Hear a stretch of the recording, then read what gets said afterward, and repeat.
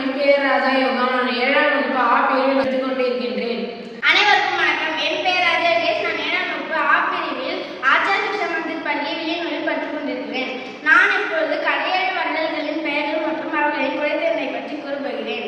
என் நண்பன் இப்பொழுது கடையேழு வள்ளல்களை பற்றி கூறப்போகின்றான். பேகன் மயிலுக்கு போர்வை தந்தவர். பாரி முல்லைக்கொடி படர்ந்ததற்கு தன் பெயரை தந்தவர். திருமுடிக்காரி குதிரைகளை பரிசாக வழங்கியவர்.